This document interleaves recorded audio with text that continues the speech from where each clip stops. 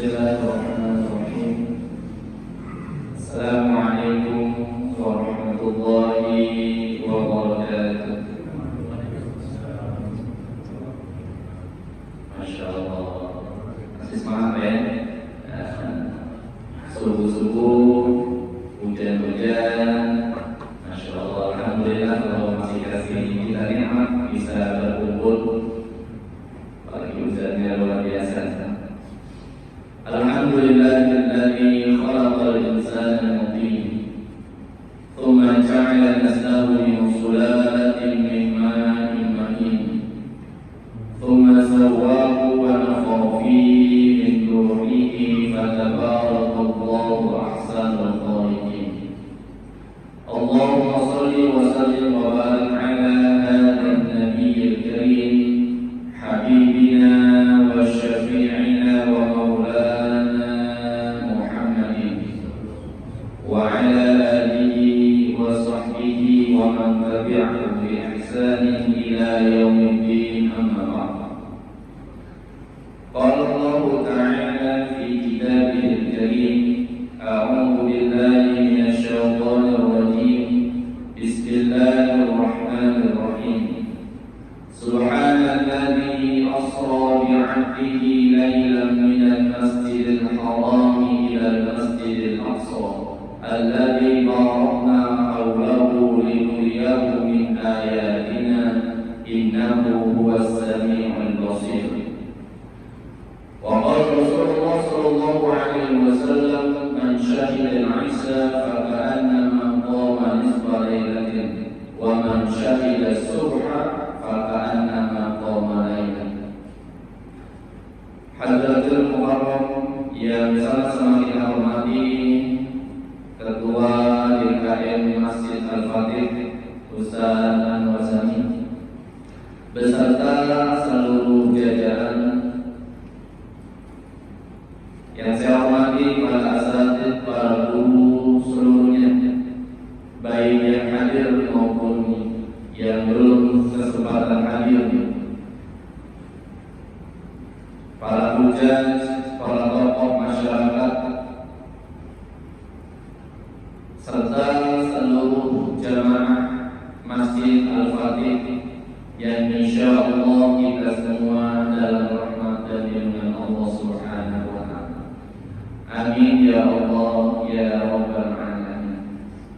Alhamdulillah, segala puji bagi Allah yang Maha Pengasih lagi Maha Penyayang, yang alhamdulillah sampai detik ini Allah masih memberikan kita kesempatan, kenikmatan, sehingga kita masih bisa bersujud di pagi hari ini dalam keadaan insya Allah sehat walafiat.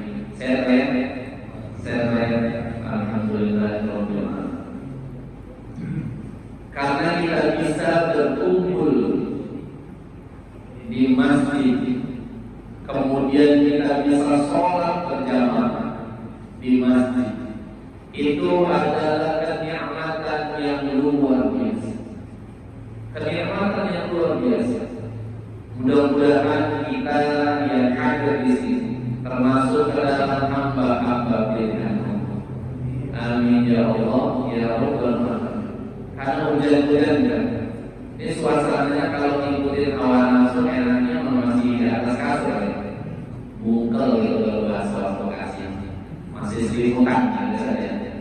Tapi masya Allah, Allah kasih kita kesempatan kekuatan bisa berkumpul di masjid ini untuk bisa sholat subuh secara berjamaah.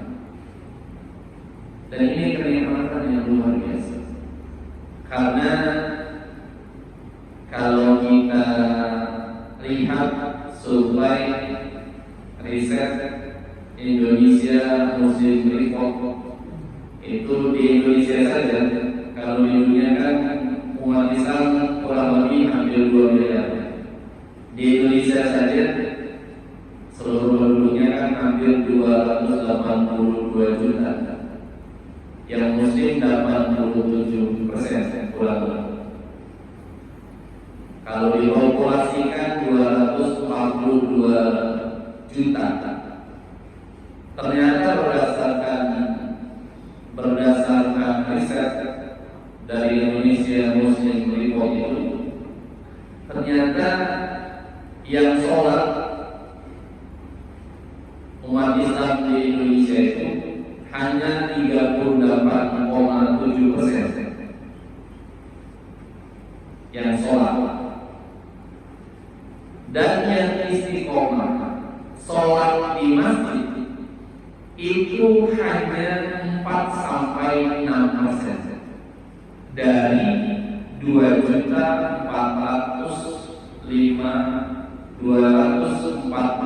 juta Muslim di Indonesia. Jadi alhamdulillah kita masuk ke dalam, insya Allah ke dalam yang 4-6%. Amin ya Allah ya Rabbal alamin. Karena begitu kalau kita sama-sama tahu betapa luar biasanya bisa sholat berjamaah istiqomah di masjid itu luar biasa, butuh effort yang luar biasa. Makanya ada orang bijak, tempat yang paling jauh dikunjungi itu katanya masjid. Karena kalau jalan-jalan bisa keluar negeri, bisa keluar kota, tapi masjid beberapa meter saja dari rumah itu susah kita istiqomah. Oleh karena itu bisa istiqomah dalam ketaatan kepada Allah itu luar biasa. Makanya kata Nabi, "Man syahida al-'isya faka'annama qama lis-salaih." Barang siapa yang sholat berjamaah isya di masjid, faka'annama qama lis-salaih, seperti sholat setengah malam. Sholat dari isya, ba'da isya terus sholat 2 rakaat salam, 2 rakaat salam, 2 rakaat salam, nggak berhenti sampai tengah malam jam 12. Nah, kira-kira kita udah ada yang pernah coba belum? Kalau saya belum. Sholat istiqomah habis isya sampai jam 12. 2 rakaat salam, 2 rakaat salam, 2 rakaat salam. Ada yang pernah coba? Dan kalau Nabi itu kan sholat saking banyaknya sholat sampai kakinya bengkak. Tapi kalau kita kan kakinya bengkaknya bukan karena kebanyakan sholat kan? Karena kebanyakan tidur gitu. Jadi ya Masya Allah. Beda-beda gitu. Jadi Masya Allah. Jadi seperti sholat pahalanya sama dengan sholat sunnah setengah malam, dari sholat isya sampai jam 12 malam tidak berhenti. Wa man syahida subha faka'annama qama lis-salaih. Dan barang siapa yang sholat subuh berjamaah, maka dia seperti sholat semalam subuh. Masya Allah. Seperti sholat dari isya, pada sholat isya, kemudian ba'da isya, terus sholat 2 rakaat, macam-macam sholat, sholat taubah, sholat hajat, sholat mutlak, terus sampai subuh, enggak berhenti. Masya Allah. Kira-kira kita sanggup nggak? Lagi-lagi kalau saya belum. Mungkin kalau jamaah Al-Fatih, Masya Allah, sholat sholat yang jauh lebih. Mungkin ada yang pernah coba ya? Belum ya? Iya, Masya Allah. Kita kadang-kadang sholat tarawih saja itu nyarinya yang rada cepat, yang rada singkat.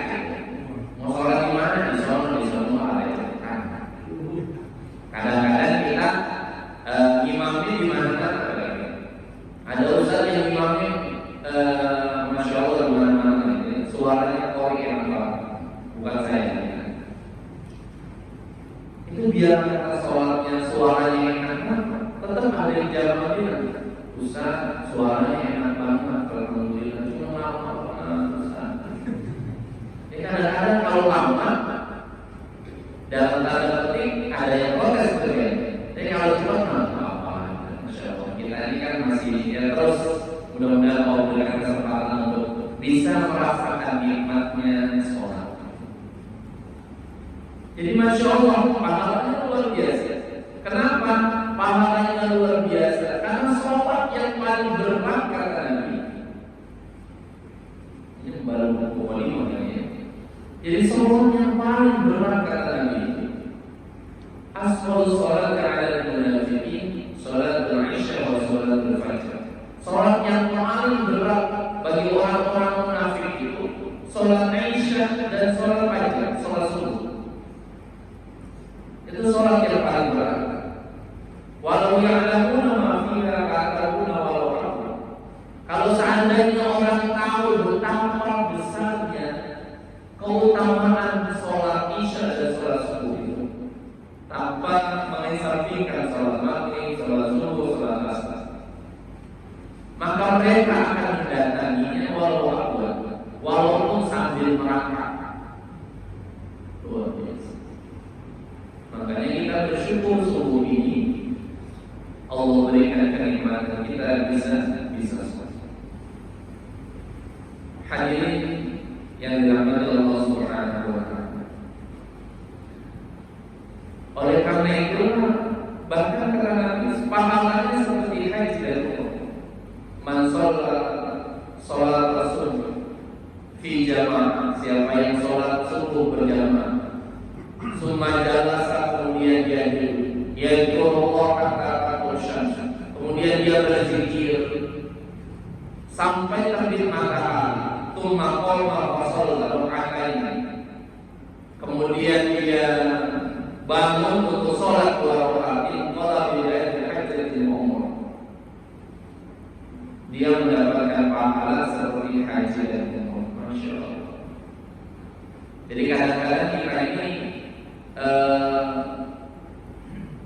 sudah tahu, sudah paham, tapi kadang-kadang susah untuk bisa istiqomah. Oleh karena itu mudah-mudahan setelah ini Allah Subhanahu wa Ta'ala memberikan kita kekuatan untuk bisa istiqomah dalam ketaatan kepada Allah Subhanahu wa Ta'ala. Amin ya Allah ya Rabbal Alamin. Karena ketika kita bicara kejadian yang luar biasa yang dialami oleh Rasulullah SAW, yang pagi ini kita sama-sama peringati, Isra Mi'raj itu tidak pernah bisa lepas. Seperti satu kesatuan dari peristiwa Isra Mi'raj itu adalah sholat. Karena substansi dari Isra Mi'raj itu bagaimana seorang hamba bisa menghambakan diri kepada Allah Subhanahu wa Ta'ala dengan sholat. Betapa utamanya sholat sehingga untuk mendapatkan perintah ini Allah Subhanahu wa Ta'ala langsung mengisra dan mi'rajkan Rasulullah sallallahu alaihi wasallam. Jadi ini mukjizat luar biasa yang pendekatannya enggak dengan wali, pendekatannya dengan keimanan kepada Allah Subhanahu wa Ta'ala. Oleh karena itu betapa kalau kita baca sejarahnya kan luar biasa, peristiwa Isra Mi'raj luar biasa. Jadi bagaimana Rasulullah SAW didatangi oleh Jibril, kemudian dibelah dadanya, dibersihkan, kemudian diisrokan oleh Allah Subhanahu wa Ta'ala dari Masjidil Haram ke Masjidil Aqsa dalam waktu semalam, yang saat itu ditempuh dengan perjalanan 1 bulan sekali berangkat. Kemudian dari Masjidil Aqsa ke Sidratul Muntaha. Kalau kita baca sirahnya kan luar biasa. Jadi kemudian ketika Allah Subhanahu wa Ta'ala sudah memerintahkan Rasulullah untuk melaksanakan sholat 50 rakaat, ya sudah, Rasulullah taat saja karena belum punya pengalaman. Jadi legowo, Masya Allah. Sebelum ke atas kan bertemu dengan di pintu pertama mengucapkan salam, bertemu dengan Nabi Adam. Pintu kedua kemudian bertemu dengan Nabi Yahya dan Aisyah. Pintu ketiga terus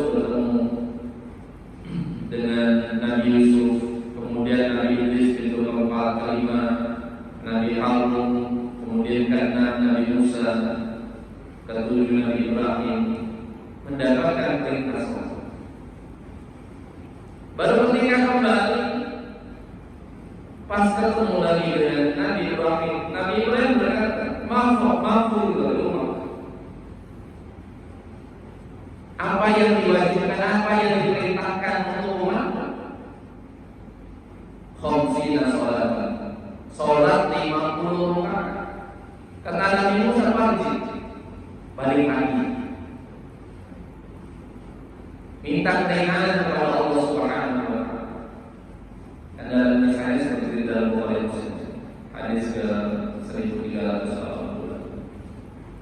Sampai akhirnya beberapa kali Rasulullah setiap kali datang dikurangi 10 rakaat, sampai terakhir 10 rakaat. Dan lagi ke Nabi Musa. Kata Nabi Musa, masih keberatan karena umatku saya tidak sanggup. Karena Nabi Musa ini kan terkenal Nabi yang paling gagal dalam ini. Kayak orang Yahudi itu ketika dipercaya sama Nabi Musa itu langsung meninggal. Makanya kita Firaun di dalam kisah. Jadi Masya Allah, sampai kemudian Rasulullah ridho dengan 5 rakaat, tapi pahalanya sama dengan 50 rakaat. Masya Allah. Jadi ketika kita bicara Isra Mi'raj, tidak pernah bisa lepas dari sholat. Dan ketika kita bicara tentang sholat adalah fondasi. Yang tema kita Isra Mi'raj sebagai fondasi kedisiplinan dalam beribadah. Jadi tidak pernah lepas bahwa sholat, Masya Allah, melatih kedisiplinan luar biasa dalam berbagai aspek kehidupan.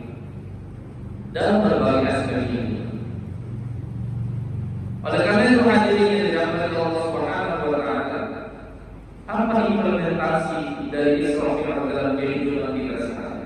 Yang pertama, ketaatan kepada Allah Subhanahu wa Ta'ala. Ketaatan kepada Allah Subhanahu wa Ta'ala, begitu Rasulullah menerima diperintahkan oleh Allah Subhanahu wa Ta'ala. Rasulullah mengatakan luar biasa betapa sungguh-sungguhnya Rasulullah mencontohkan bagaimana semestinya seorang hamba itu menghamba kepada Allah Subhanahu wa Ta'ala. Luar biasa. Lalu pertanyaannya, apa kabar dengan kita? Seberapa hebat ketaatan kita kepada Allah Subhanahu wa Ta'ala? Kadang-kadang Isra Mi'raj, tausiah, ceramah, luar biasa, sangat hafal kita.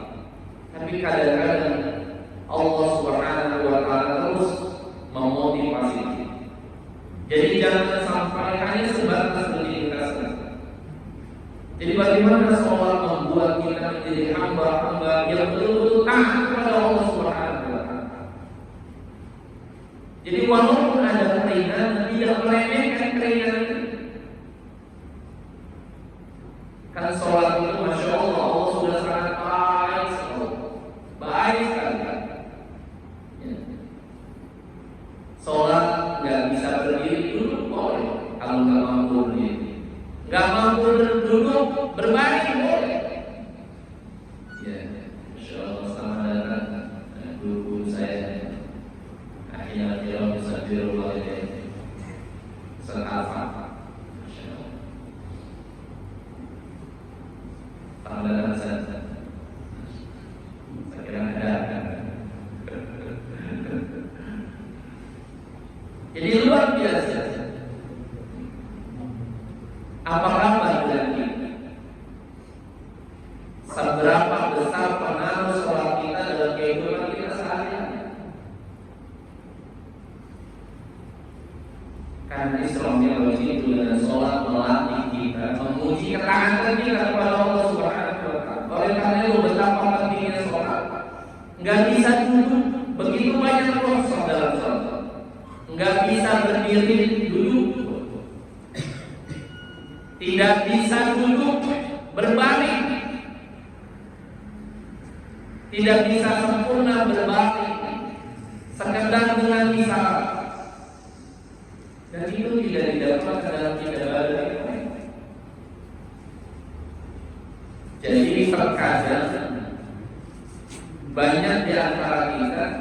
sakit, pusing, dia tidak jadi hamba yang gampang ngeluh. Innal insana khuliqa halu'a, sesungguhnya Allah menciptakan manusia itu suka ngeluh. Idza massahu syarru jazua wa idza massahu khairu manua. Kalau Allah kasih cobaan, dia ngeluh.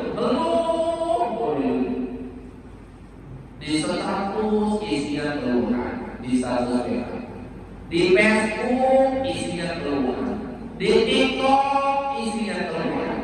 Ngeluh. Kalau Allah kasih cobaan, ngeluh. Kalau Allah kasih nikmat, bahagia. Illal muslimin, kecuali orang-orang yang orang-orang yang istiqomah dalam sholat. Oleh karena itu, mudah-mudahan sholat kita juga jadi sholat yang akan memberikan kita jadi hamba yang lebih tangguh. Kan miris ya Pak, kalau kita dengar kasus miris, naudzubillah. Termasuk korban pinjol dan sebagainya. Banyak yang bunuh diri. Banyak. Mungkin kita ada, mungkin kita kenal atau kita dengar diri. Ada orang yang bunuh diri karena pinjol. Bahkan beberapa hari lalu ada orang yang saya kenal itu nebeng motor, kemudian dia cerita, Pak, kamu kenapa kok mukanya begitu? Iya, saya hampir berapa? Hampir bunuh diri. Kenapa? Malu kenapa? Pinjol. Bahkan ada orang yang saya kenal, bunuh diri masih muda, umur baru 19 tahun, anaknya ganteng, waktu sekolah baik segala macam, bunuh diri karena pinjol. Kecanduan game, kemudian dia top up gitu ya, mengambil pinjaman segala macam, kemudian sampai puluhan juta, ratusan juta, masih ditutupin sama orang tuanya sekian puluh juta. Ternyata kecanduannya nggak berhenti sampai akhirnya bunuh diri di pintu kamar.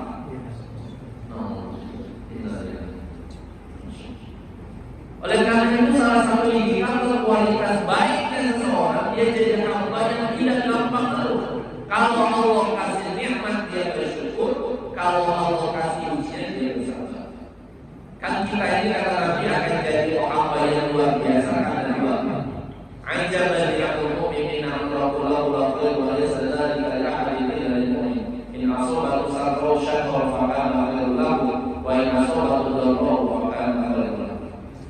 Sungguh hebat, sungguh luar biasa orang mukmin itu. Karena setiap keadaan baginya baik. Kalau Allah kasih nikmat, dia bersyukur, syukur itu baik bagi. Kalau ia dikasih cobaan, dia bersabar dan sabar itu baik bagi.